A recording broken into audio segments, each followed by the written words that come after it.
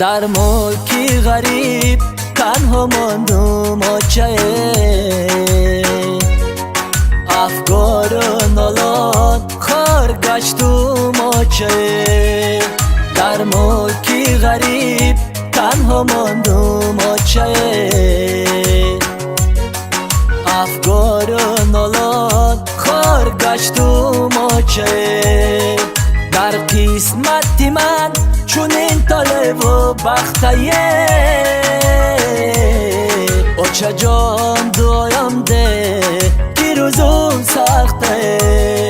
آچه جان دایم ده که روزم سخته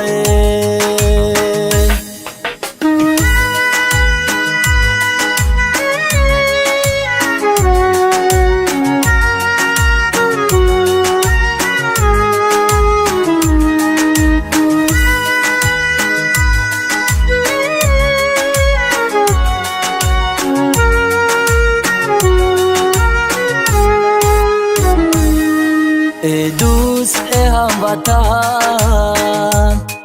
بگیره خاکی وطن ببوسن از خاکی پاک که دارد بوی وطن ای دوست ای هموطن بگیره خاکی وطن ببوسن از خاکی پاک دارد بوی وطن در ملکی غریب تنها ماندم آچه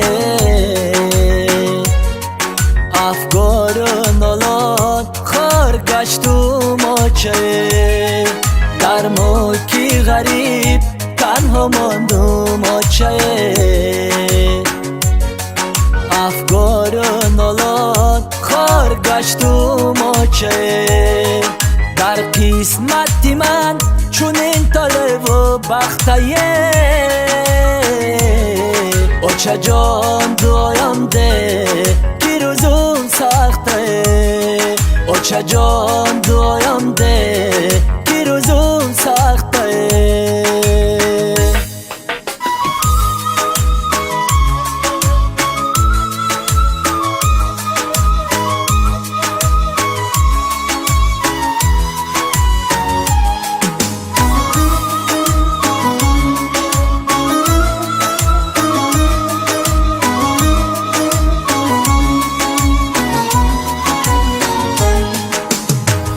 زارو حیرانم دیده گریانم اوه پریشانم در غریبی زارو حیرانم دیده گریانم اوه پریشانم در غریبی در ملکی غریب تنها ماندم آچه افکار و نالان خار گشتم آچه در ملکی غریب تنها ماندم آچه افکار و نالان خار گشتم آچه در قسمتی من چون این طالب و بختیه آچه جان دایم ده که روزم سخته آچه جان دایم ده